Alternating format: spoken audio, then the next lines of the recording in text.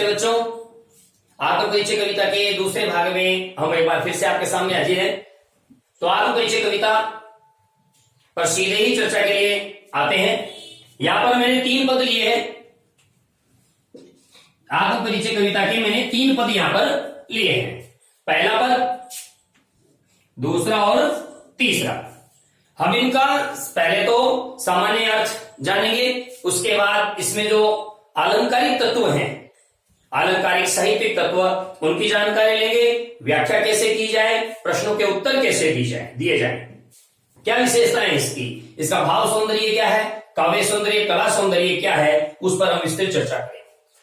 तो देखिए, पहला बंद जो कि हरिवंश राय बच्चन जी के काव्य पर उमर खय्याम, फारसी के जो बहुत बड़े कवि हुए हैं, उमर खय्याम की रुबाइयों का प्रभाव है। तो उन्होंने रुबाई छंद में लिखने का यहां पर प्रयास किया है। तो पहला जो बंद है वो देखिए, इसमें विरोधाभास प्रतीत होता है। हम ये कभी नहीं समझ सकते, ये कभी ऐसा हो नहीं सकता कि हम जग में हो और जग से दूर हो, लेकिन उन्होंने ऐसा ही जीवन जीने का और वैसा ही भाव अपनी कविता में परोसने का प्रयास किया है, प्रयत्न किया है। तो देखिए, पहला बंद, मैं जग जीवन का भार लिए फिरता हूं, फिर भी जीवन में प्यार लिए फिरता हूं। कर दिया जंकृत, कर दिया किसी ने जंकृत, जिनको छूकर मैं सांसों के 2 तार लिए फिरता हूं। यहां पर मैंने पिछले वीडियो में आपको बताया था कि पहली पत्नी की मृत्यु हो जाने के बाद उन्होंने जो काव्य रचा है, उस काव्य में उन्होंने उन चीजों को, उन विरह की बातों को समेटने का प्रयास किया है, वहां उसको अंकित करने का प्रयास किया है। तो मैं जग जीवन का भार लिए फिरता हूं। जग जीवन, सांसारिक जीवन, जग जीवन का मतलब हो गया सांसारिक जीवन, और सांसारिक जीवन का भार, बड़ा ही सीधा सा इसका अर्थ है कि मैं अपने सांसारिक जीवन का जो भार है, अर्थात जो उत्तरदायित्व है, वो उत्तरदायित्व स्वीकार करता हूं। जीवन में जो कुछ भी अच्छा बुरा खट्टा मीठा है, उसको मैं सहज स्वीकार करता हूं। तो मेरे सांसारिक जीवन के जो भी मेरे सांसारिक कर्तव्य हैं, जो भार है, कर्तव्यों का गुरु भार है, वो मैं हमेशा उनको, उनके निर्वहन का प्रयास किया करता हूं। सीधा सा अर्थ कि मेरे सांसारिक जीवन के जो समस्त सांसारिक भार यानी कर्तव्य हैं, मैं उन सभी का पालन किया करता हूं। फिर भी जीवन में प्यार लिए फिरता हूं। हम जानते हैं कि जिसके सिर पे भार हो, उसके मन में प्यार की कमी होती है। ये एक विरोधाभास अलंकार की स्थिति बनती है। विरोध नहीं है, विरोधाभास। भार के साथ प्यार का समायोजन नहीं हो सकता, लेकिन यहां पर भार शब्द उत्तरदायित्वों के लिए आया है, न कि दुख पीड़ा के लिए, इसलिए यहां पर विरोधाभास अलंकार है। जीवन में प्यार लिए फिरता हूं, अर्थात जो जीवन में मेरे सांसारिक कर्तव्य हैं, उत्तरदायित्व हैं, उनका बड़े ही प्रेम से, सहज स्नेह से, प्रेम की भावना से मैं उनको पूर्ण करने में हमेशा तत्पर रहता हूं। सांसारिक कर्तव्यों के प्रति जो मेरी उत्तरदायित्वता है, वो कभी मैं भार न समझकर प्रेम से उनके सफल निर्वहन का प्रयत्न करता रहता हूं। फिर देखिए, तीसरा बंद क्या कहता है, तो ध्यान से समझिए, दोनों बंदों में विरोधाभास अलंकार है। विरोधाभास इसलिए क्योंकि भार और प्यार में विरोध है, लेकिन भार शब्द का मतलब वहां दुख कष्ट पीड़ा नहीं, बल्कि सांसारिक उत्तरदायित्व है, और वो बड़े ही प्रेम से उनको निभाता चलता है। तीसरा बंद देखिए, कर दिया किसी ने झंकृत, जिनको छूकर मैं सांसों के 2 तार लिए फिरता हूं। कर दिया किसी ने झंकृत, जिनको छूकर।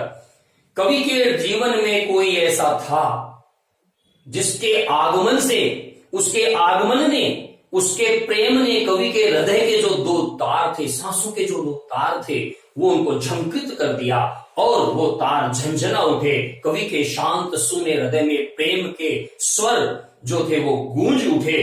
अर्थात कवि यहां पर रोमानी भाव से अपने मन की जो भाव हैं, प्रेम के भाव हैं, उनको अभिव्यक्त करता है। साथ ही साथ अपने पारिवारिक जीवन की ओर भी इंगित करता है, इशारा करता है। तो अप्रत्यक्ष रूप से यहां पर उसकी जो पारिवारिक उसकी स्थिति है उसका भी यहां चित्रण हुआ है। किसी के आने से, अर्थात उसके जीवन में किसी के आने से, उसके आने के एहसास से उसके हृदय के जो दो तार थे वो झंझना उठे, उसके हृदय में प्रेम का कमल खिलने लगा। उस भाव का उन्होंने यहां बहुत ही सरस वर्णन किया है। सांसों के दो तार शब्द में आप गौर कीजिए, सांस तार नहीं है, और जब किसी वो एक वस्तु पर दूसरी वस्तु का आरोप अभेद स्थापित किया जाता है तो बच्चों वहां पर रूपक अलंकार होता है। तो सांसों के दो तार में रूपक अलंकार है, तो यह भी ध्यान रखिएगा, सांसों के दो तार में रूपक अलंकार है। और ऊपर वाली दोनों पंक्तियां जिसमें भार और प्यार की कल्पना की गई है उसमें विरोधाभास अलंकार है। इसके अलावा जग जीवन, इसमें अनुप्रास अलंकार है, और अंटानुप्रास तो सभी में ही है। तो ये तो था पहला चरण। दूसरा चरण क्या कहता है, मैं स्नेह सुरा का पान किया करता हूं। स्नेह सुरा, इस शब्द पे गौर कीजिए, स्नेह सुरा, स्नेह सुरा का मतलब होता है प्रेम रूपी शराब, हालावाद, मन मस्त मगन का भाव है, जहां समस्त जीवन में उद्देश्यों से परिपूर्ण होकर मनुष्य समस्त सांसारिकताओं को त्याग कर केवल अपने ही मस्ती में मग्न रहता हो, वो हालावाद है। तो ये कह रहा है कि वे प्रेम रूपी शराब का पान किया करता हूं, केवल प्रेम का स्वर ही मेरे हृदय में व्याप्त होता है, अन्य सांसारिक जो झंझट है उनका मेरे हृदय में कोई स्थान नहीं है। मैं कभी न जग का ध्यान किया करता हूं।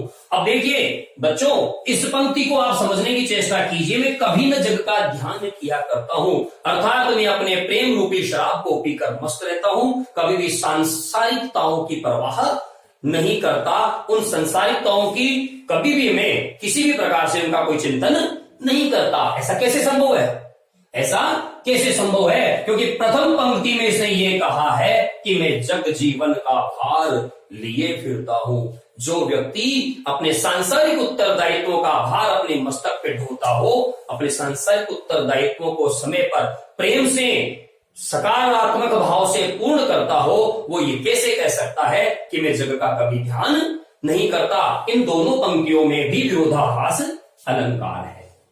विरोधाभास इसलिए क्योंकि विरोध नहीं है, सांसारिक उत्तरदायित्व का होना अलग बात है और संसार का ध्यान करना अलग बात है। ये वही बात है कि बाजार से गुजरा हूं, खरीदार नहीं हूं, दुनिया में रहता हूं, तलबगार नहीं हूं। अर्थात जग मेरे बारे में क्या सोचता है, जग मुझे क्या समझता है, मुझे उन बातों की परवाह नहीं है। मैं अपने उत्तरदायित्वों को पूर्णतः निर्वहन करता हूं, लेकिन जग मेरे बारे में क्या सोचता है मुझे इसकी परवाह नहीं है। तो प्यारे बच्चों, सफलता के मार्ग का सबसे बड़ा रोग क्या कहेंगे लोग। तो लोगों की चिंता छोड़िए और अपने प्रगति की सफलता के पथ पर आगे कदम बढ़ा दीजिए। यही बात हरिवंश राय बच्चन जी यहां कहना चाहते हैं। फिर तीसरा पद देखिए, जग का ध्यान क्यों नहीं करता है, ऐसी क्या मजबूरी आ गई, ऐसी कौन सी व्यवस्था है? तो तीसरी पंक्ति में उन्होंने स्पष्ट किया है, जग पूछ रहा उनको जो जग की गाते। जग बड़ा स्वार्थी है, जग यानी संसार, संसार बहुत स्वार्थी है, स्वार्थ का भाव संसार में है। कैसे है?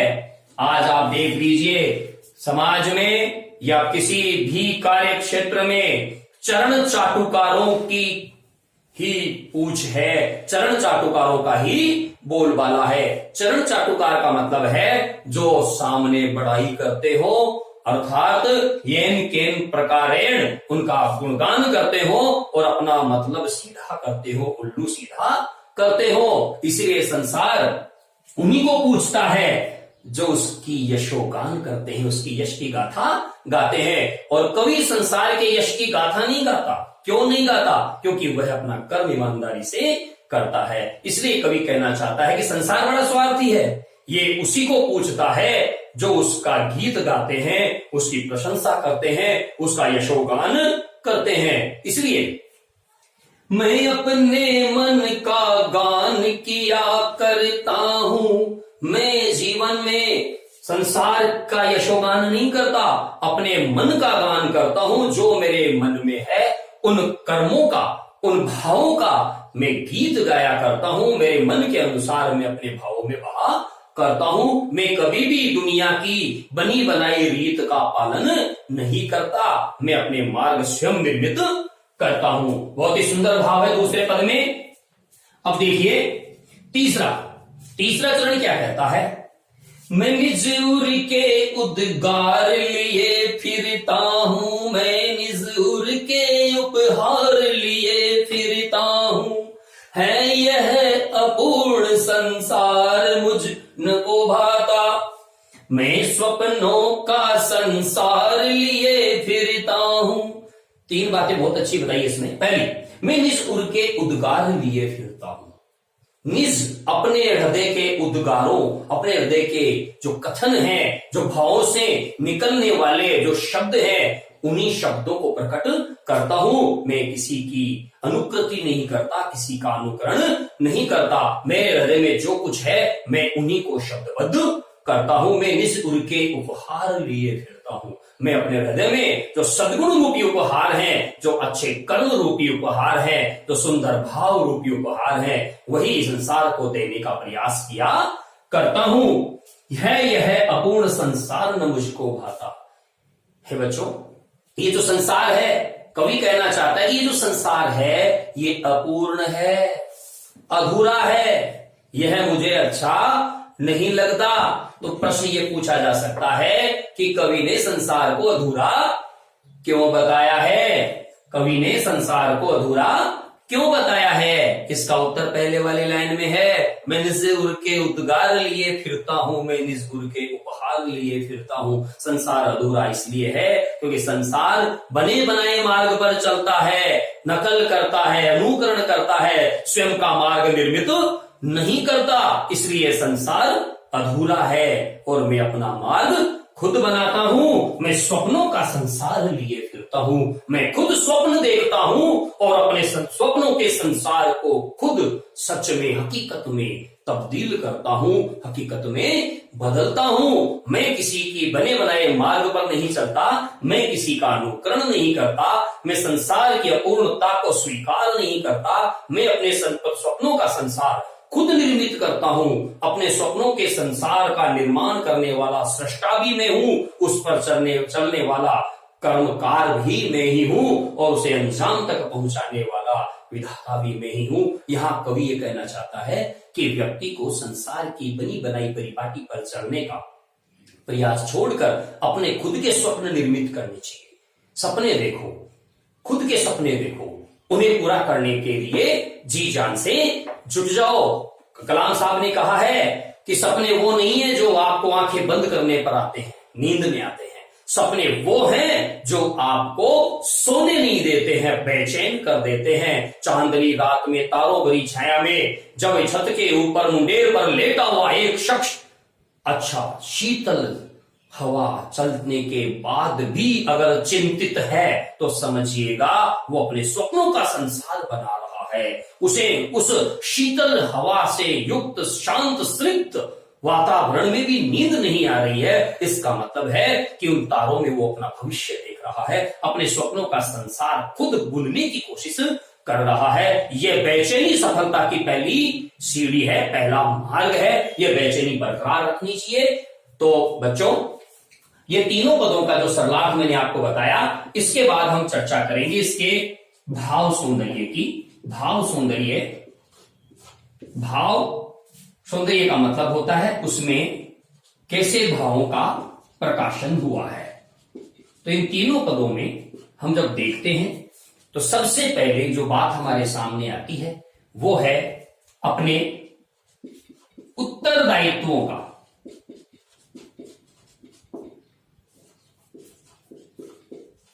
खुशी खुशी वहन करना।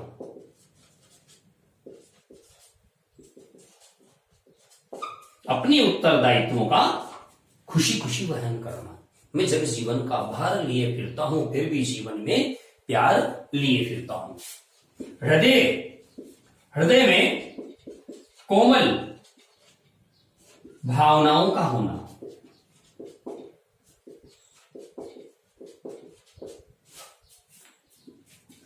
अपना मार्ग स्वयं चुनना।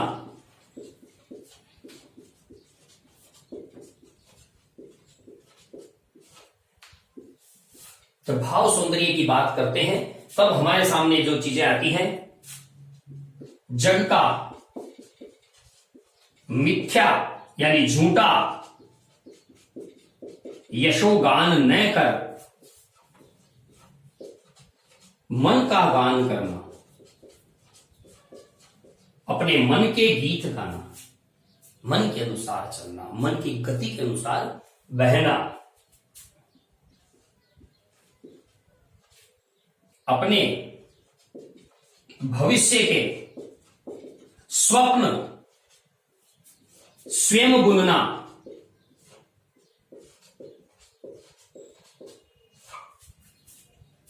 ये कुछ चीजें हैं जो इसके भावगत सौंदर्य के अंतर्गत आते हैं। जब हम इसके कलागत सौंदर्य की बात करते हैं, कला पक्ष या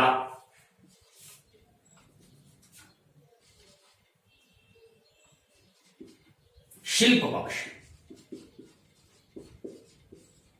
या शिल्प सौंदर्य की जब बात करते हैं तो इसमें विरोधाभास, अनुप्रास, रूपक अलंकारों का विशिष्ट प्रयोग हुआ है।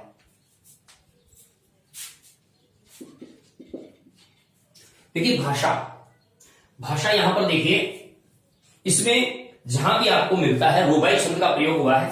भाषा तत्सम शब्दावली,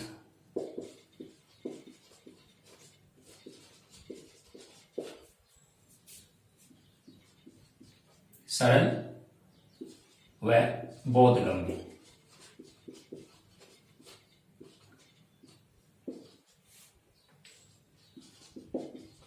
रूबाई छंद आत्मकथात्मक शैली, रूबाई छंद आत्मकथात्मक शैली, तो ये इसका कला पक्ष है। तो भाव पक्ष और कला पक्ष। जब हम व्याख्या की बात करते हैं तो व्याख्या में हम कैसे व्याख्या करेंगे इसकी, वो आप देखिए। जब हम व्याख्या इसकी करेंगे तो हमें कुछ चीजें अनिवार्य रूप से जाननी होती हैं। वो कौन कौन सी चीजें हैं? व्याख्या का तरीका क्या है?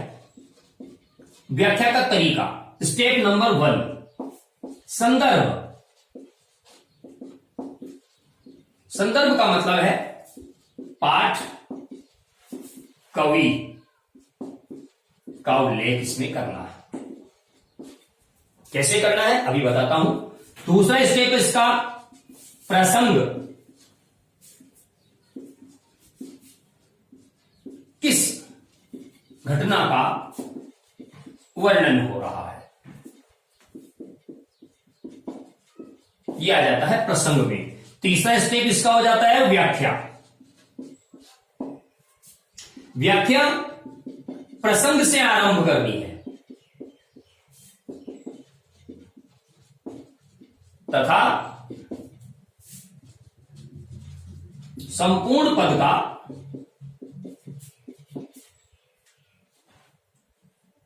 दो अनुच्छेदों में सरलार्थ प्रस्तुत करना। चौथा इसका चरण विशेष 1, 2, 3। पहला बिंदु प्रसंग का, दूसरा बिंदु अलंकार का, तीसरा बिंदु भाषा शैली का। ये 3 बिंदु इसमें कंपल्सरी होने चाहिए। अब जैसे इसको हम सामान्य तरीके से अब यूं समझते हैं, जब आप कोई भी किसी भी पद की व्याख्या करें तो सबसे पहले आप लिखेंगे संदर्भ। संदर्भ में उपर्युक्त गद्यांश या पद्यांश हमारी पाठ्य पुस्तक आरोह भाग 2 के आत्म परिचय नामक पाठ से लिया गया है, जिसके रचयिता श्री हरिवंश राय बच्चन हैं। पाठ और कवि का उल्लेख, यह आपको पहला स्टेप करना, इसमें बिल्कुल कोताही नहीं होनी चाहिए। दूसरा स्टेप हो जाता है प्रसंग। प्रस्तुत काव्यांश में कवि हरिवंश राय बच्चन ने संसार से अपने संबंधों को रेखांकित करते हुए उनमें द्वंद्वात्मक स्थिति का चित्रण किया। क्या किया है उस पाठ में, उस पद में क्या कहने का प्रयास किया है, यह हो जाएगा प्रसंग। फिर हम तीसरा स्टेप लेंगे व्याख्या का। प्रसंग से शुरू करना। प्रस्तुत काव्यांश में कवि हरिवंश राय बच्चन संसार से अपने द्वंद्वात्मक संबंधों को परिभाषित करते हुए कहते हैं कि, फिर आपको उसका सर्वार्थ देना।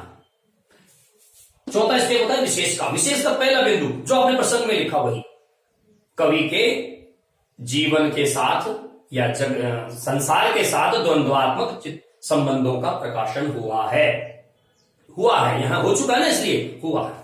दूसरा, प्रस्तुत काव्यांश में इन अलंकारों का प्रयोग हुआ है। रूपक, विरोधाभास, अनुप्रास आदि अलंकारों का प्रयोग हुआ है। एक आध उदाहरण भी दीजिए आप, जैसे जग जीवन में अनुप्रास, मैं जग जीवन का भार लिए फिरता हूं, मैं कभी न जग का ध्यान किया करता हूं, दोनों पंक्तियों में विरोधाभास अलंकार है। ऐसे आपको, मैं स्नेह सुरा का पान किया करता हूं, तो स्नेह सुरा में रूपक अलंकार है। मैं सांसों के 2 तार लिए फिरता हूं, सांसों के 2 तार में रूपक अलंकार है।